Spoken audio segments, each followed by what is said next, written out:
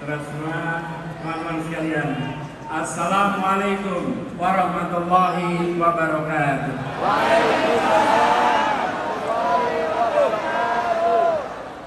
Yang punya kursi boleh duduk. Yang belum punya kursi berdirilah, tunjukkan punya semangat yang besar.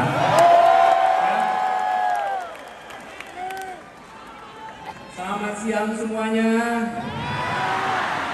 Semangatnya bagaimana?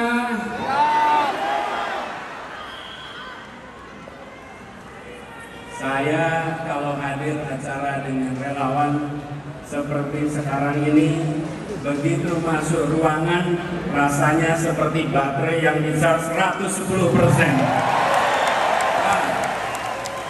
Luar biasa. Jadi suasananya suasana penuh kegembiraan, penuh keceriaan, karena memang kita akan menuju pemilihan yang bukan menakutkan, tapi pemilihan yang menggembirakan, yang membahagiakan.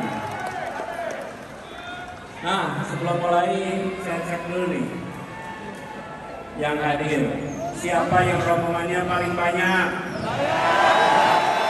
Ayo, angkat tangan. Ayo, paling basah siapa? Oh.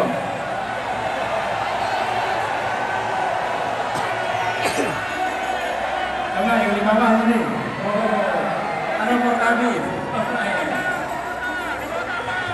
Jakna Siliwangi. Oke. Mana lagi nih?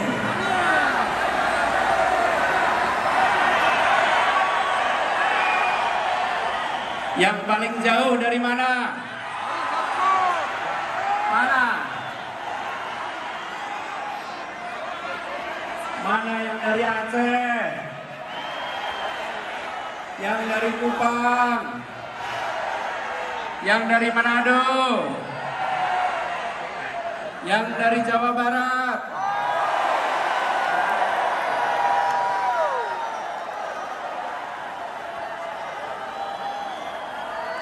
Yang dari Palembang?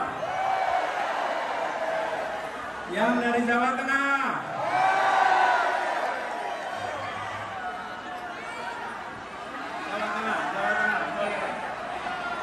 Jawa Timur? Banten? Oke, kita lihat gimana dengan yang dari Jakarta?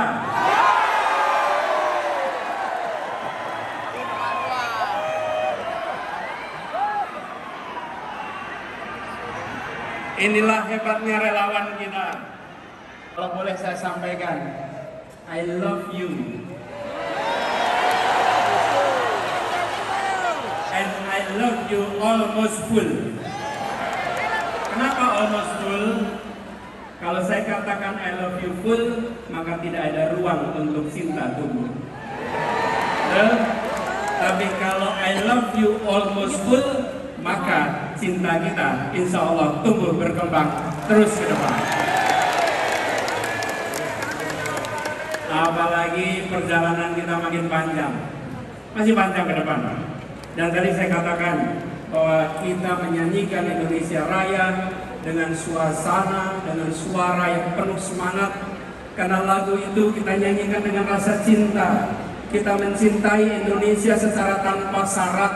Kita tidak mensyaratkan saya harus sejahtera untuk cinta, saya harus makmur untuk cinta. Apapun latar belakangnya, apapun kondisinya, kami mencintai Indonesia secara tanpa syarat. Jadi kita akan menjalani perjalanan yang masih panjang. Sekarang kita di bulan Mei, tepatnya 21 Mei, kita menuju ke 14 Februari 2024. Tapi bicara tentang perjalanan, kalau boleh saya cerita sedikit. Cerita boleh ya? Kalau era 90-an namanya sersan, serius tapi santai. Boleh ya? Jadi di bulan Ramadan kemarin, bulan Ramadan yang lalu, bulan puasa, saya melakukan perjalanan yang saya sebut dengan tirakat. Tirakat itu bukan tirakatan ya, Tirakat ini adalah sebuah perjalanan untuk mendengar, untuk menyerap, untuk merasakan suasana terkini yang ada di masyarakat kita. Saya datang ke banyak tempat tanpa kamera, tanpa media, tanpa ditemani siapa-siapa. Seringkali saya hanya datang sendirian, dan masuk satu tempat, masuk ke sebuah warung, tahu-tahu yang punya warung ngeliatin aja. Ini seperti kenal sama siapa. Ini di pelosok, di banyak tempat. Jadi nyapa juga belum tentu berani. Saya ngobrol dengan masyarakat. Saya mendengar cerita mereka. Dan saya temui mereka bukan untuk selfie dan diposting di pagi hari. Bukan. Saya bukan lari-lari untuk posting foto.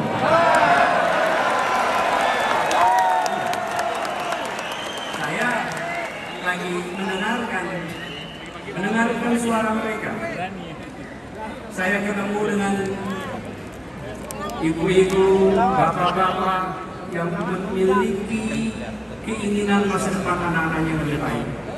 Paling sering saya temui ibu-ibu yang menceritakan, Pak, anak saya pintar, Pak, anak saya potensial, Pak, berikan kepada kita semua pendidikan yang baik, biar anak-anak kita punya masa depan yang lebih baik.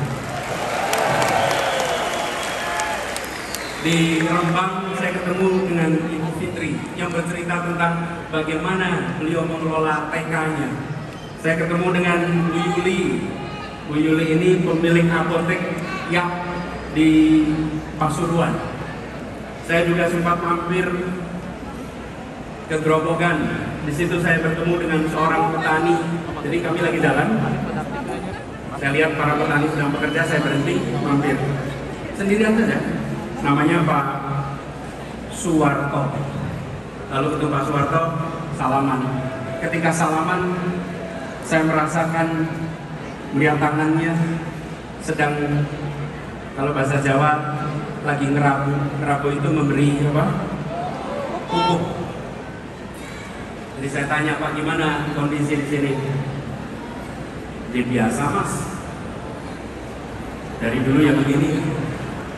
Lalu apa situasi yang tersulit? Panjang sebetulnya ngobrolnya. Dia bilang, Pak, saya ngerepoti urusan pupuk, Pak. Rabu paling angel. Arep rabu ono sing rabu subsidi, rabu non subsidi. Ora kaya zaman biyen. Zaman biyen tinggal ning warung, nggawa ember, langsung iso tuku rabu. Saiki arep ning warung ditakoni, Pak, jenengan non subsidi apa subsidi? Terus dia bilang, halo, wong kaya awak dhewe iki ra duit, mosok iso bayar sing non subsidi? Ayo mesti subsidi. Terus saya tanya, bagaimana kalau besok pun Pak dibalik persis zaman biyen mawon, Pak. Dan selesai ngobrol, saya tanya sebelum pamit, Pak, sebelum pamit saya ingin kenalkan diri, kenalkan Pulau Anies Baswedan. Nah, selama ngobrol dia nggak tahu dengan siapa.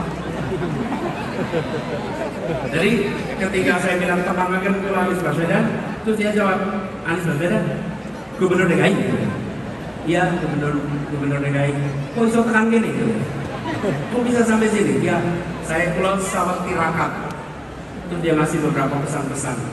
Saya perhatikan betapa masyarakat yang kita temui menyampaikan kepada kita semua bahwa di masyarakat sana ada suasana sulit, ada suasana menantang, tapi yang sebenarnya lebih mengkhawatirkan adalah serba ketidakpastian. Serba ketidakpastian. Bagaimana yang menanam tidak tahu nanti harga jualnya berapa. Bagaimana yang beternak tidak tahu ongkos produksinya nanti berapa. Bagaimana yang mengurusi pertanian tidak bisa mengetahui seperti apa ongkos-ongkos yang harus dia keluarkan. Begitu juga dengan yang lain-lain. Kami menemukan suasana di mana mereka yang harus pergi. Saya datang ke sebuah desa di Wonosobo yang pekerjanya itu banyak pekerja migran. Terus mereka cerita bahwa mereka berangkat tanpa tahu ada jaminan bisa pulang atau tidak. ada jaminan bisa hidup layak atau tidak. Ketemu dengan anak-anak, ketemu dengan orang tua yang menceritakan kelihatannya masuk kampus negeri sekarang susah, karena ternyata harganya juga mahal. Mereka yang kecil seringkali menemukan kesulitan untuk usaha. Tadi di depan hanya UMKM bukan? Karena kita kumpul di sini mengirimkan pesan bahwa penyediaan makanannya pun oleh mereka-mereka yang usahanya mikro dan kecil, bukan yang skalanya besar. Nah, dari sana dalam sebuah perjalanan saya lewat satu tempat sekitar Purwodadi. Ada satu orang yang seperti menghentikan, Pak, sebentar Pak, berhenti. Terus dia cerita, Pak Anies, masalah di negeri ini, padahal di kampung nih, adalah soal mafia Pak. Pak Anies, ini mafia di Indonesia ini harus diberantas Pak. Mafia ini harus diselesaikan. Saya pikir benar juga kata dia. Begitu banyak mafia-mafia yang hadir yang membuat kita memiliki ketidakpastian. Kenapa petani harus bersaing dapat pupuk penuh dengan ketidakpastian? Karena apa? Karena aksesnya dikuasai oleh mafia-mafia pupuk. Ketika bicara tentang pekerja migran, banyak dari mereka yang sistemnya dikuasai oleh mafia-mafia PMI. Yang mereka berangkat kerja keras dan ujungnya pulang tidak bisa mendapatkan yang selayaknya. Sama UKM juga begitu. Dan mafia-mafia ini berderet. Ada urusan mafia tanah, ada mafia parkir, ada mafia kesehatan, mafia perumahan, mafia pemilu, mafia bansos, bahkan mafia proyek pemerintah. Ya termasuk mafia BTS itu. Semua. Karena itu seluruh mafia ini harus kita bereskan. Republik ini tidak akan bisa maju bila kita membiarkan mafia-mafia itu merajalela di negeri ini. Termasuk proyek pemerintah. Ketika kita melihat ada kasus-kasus, termasuk kemarin mafia BTS, maka saya sependapat dengan yang disampaikan oleh Ketua Partai Nasdem Pak Surya Paloh. Tuntaskan penyelidikannya. Semua yang terlibat harus diperiksa. Dorong transparansi. Jangan ada pihak yang dibiarkan melenggang tidak dimintai pertanggungjawaban. Tunjukkan bahwa hukum memang tegak, bukan saja ke bawah tapi juga ke atas. Bukan saja ke lawan tapi juga ke kawan. Hukum tegak untuk semuanya. Dan transparansi ini perlu dilakukan secara menyeluruh. Jangan sampai ada intervensi politik dalam penanganan kasus apapun. Dan kita sudah menyaksikan banyak kasus-kasus akhir-akhir ini yang jadi perhatian adalah yang viral. Kadang-kadang saya merasa khawatir. Karena begini, kita ini harusnya berani. Saya setuju ketika ada yang dikatakan bahwa kita harus mencari pemimpin yang berani. Setuju. Dan pemimpin berani bukan sekedar berani, tapi berani karena benar. Berani karena membawa kebenaran. Karena pasangan yang kata berani itu benar. Kalau tidak benar, dia tak berani. Tapi kalau dia bawa kebenaran, maka siapapun dihadapi dan ridha Allah yang menjadi pegangannya.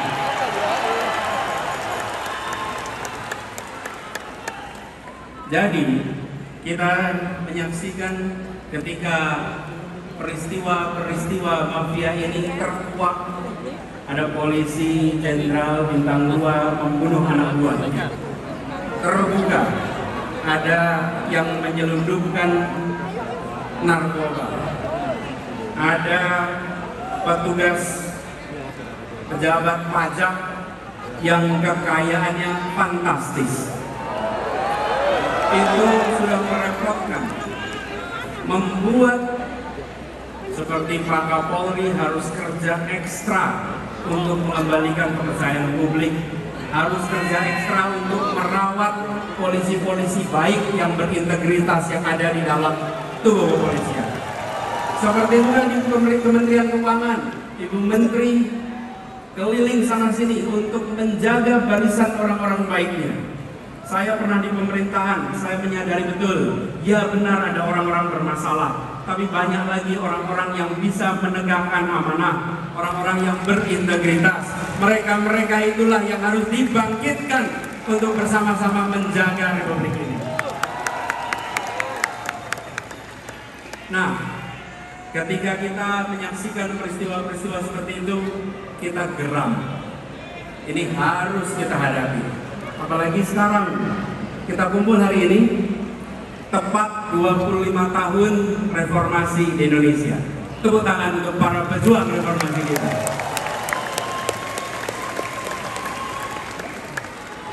Tapi sambil kita menengok, kok bisa kita sudah 25 tahun dari reformasi, yang dulu kita bicara tentang memberantas kolusi, korupsi, nepotisme, sekarang justru muncul mafia A, mafia B, mafia C, mafia D. Ini panggilan bagi kita semua.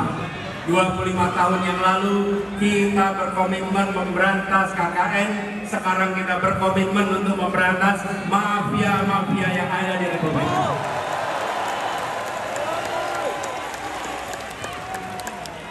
Proses terjadinya itu pelan-pelan. Proses penyimpangan itu pelan-pelan.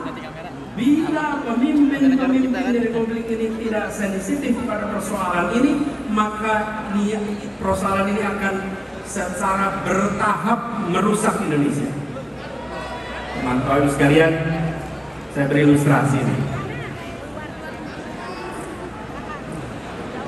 Katak. Bila katak itu dimasukkan ke dalam sebuah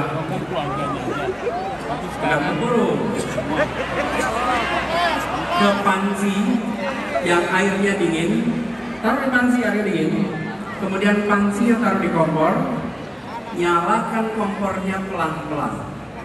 Oke? Air di situ asalnya dingin, lama-lama menjadi panas, lama-lama mendidih, dan katak itu akan mati dalam mendidihnya air. Oke? Itu jalannya pelan-pelan. Tapi kalau katak dilemparkan ke panci yang airnya mendidih, dia langsung lompat. Tapi kalau dipanaskan pelan-pelan, dia mati mendidih. Bila kita tidak menyadari bahwa pertumbuhan mafia itu terus-menerus, maka bangsa kita akan habis karena mafia. Saatnya kita menyadari bahwa ini adalah problematika yang harus kita hadapi sama-sama. Setuju? Karena itu, ketika kita berbicara tentang 25 tahun reformasi, amanat yang harus kita pegang adalah komitmen untuk melihat perubahan yang kecil-kecil ini. Nampaknya pelan-pelan, gradual. Jadi kalau ada yang punya ide untuk mengubah, kita harus hadapi dan kita harus hentikan. Pelan-pelan itu prosesnya. Reformasi dulu mengatakan bahwa masa jabatan presiden 2 tahun. Ketika ada yang punya gagasan untuk memperpanjang, maka kita katakan bahwa kita komit dengan aspirasi reformasi. Jadi, kalau ada petinggi-petinggi negeri ini yang pelan-pelan mencoba menggeserkan, jangan pernah dibiarkan, karena itu seperti menaikkan suhu air bagi sebuah kapal. Jangan sampai kita tidak sadar atas penyimpangan yang dilakukan secara pelan-pelan.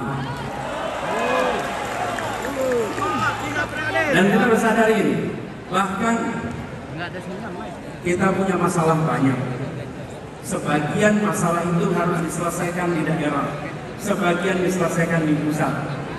Kalau daerah tidak bisa menyelesaikan, maka harus dicari cara agar daerah bisa menyelesaikan. Tapi kalau daerah tidak bisa menyelesaikan, diambil ke pusat dan ujungnya tidak selesai juga, malah menyulitkan masa depan orang-orang di daerah. Kita punya kecenderungan kalau di daerah tidak jalan, ambil alih ke pusat, dilakukan sentralisasi. Ingat, Republik ini luasnya luar biasa, penduduknya tersebar di 6.000 kepulauan. Berikan kepada kita semua kewenangan untuk menyelesaikan, awasi, pastikan tereksekusi. Dengan cara seperti itu, rakyat bisa merasakan pemerintah hadir di seluruh wilayah Indonesia. Jadi, ke depan kita berkomitmen bahwa pemerintahan yang hendak kita bangun adalah pemerintahan yang mengembalikan spirit yang ada di dalam pembukaan Undang-Undang Dasar 1945. Spirit yang ada di sana adalah bagaimana rakyat mendapatkan kemerdekaan yang sesungguhnya. 25 tahun yang lalu ketika kita memperjuangkan reformasi, pada saat itu kita berada di dalam suasana ketertekanan. Ekonominya tertekan, kebebasannya tertekan. Hari ini sebagian dari kita merasakan kebebasan yang tertekan. Dulu negara mengatur siapa saja, siapa boleh maju ke caleg, siapa boleh maju ke pilpres, siapa boleh maju wali kota, bupati, semua diatur. Hari ini jangan sampai ada pengaturan siapa yang boleh maju dan siapa yang tidak boleh maju. Karena itu bukan diatur oleh pemerintah, itu diatur oleh partai-partai politik atas aspirasi rakyat. Bila rakyat menginginkan si A menjadi calon, izinkan negara ini memberikan kesempatan kepada mereka untuk memperjuangkan. Bukan malah negara menghentikan, bukan malah negara melarang. Bahwa negara menjamin kemerdekaan, dan itu yang harus sekarang kita perjuangkan. Jadi kita yang berada di sini adalah kita yang punya aspirasi, dan kita menuntut agar ada kesetaraan kesempatan bagi siapapun di Republik ini. Dan ini juga artinya kepastian kepada mereka yang berusaha. Bayangkan, bila kita tidak memberikan kesetaraan itu, mereka yang di dunia usaha pun mengalami kekhawatiran, mengalami serba ketidakpastian. Ketika sebuah pemerintahan bertugas, dia harus memberikan kesetaraan kepada semua pelaku usaha. Jangan sampai pelaku usaha yang dianggap teman diberi fasilitas, pelaku usaha yang bukan teman tidak diberikan fasilitas. Ini salah satu ketidakpastian yang harus kita bereskan. Setiap tahun kita selalu meributkan soal UMP, upah minimal provinsi, dan di DKI Jakarta upah yang biasanya naik rata-rata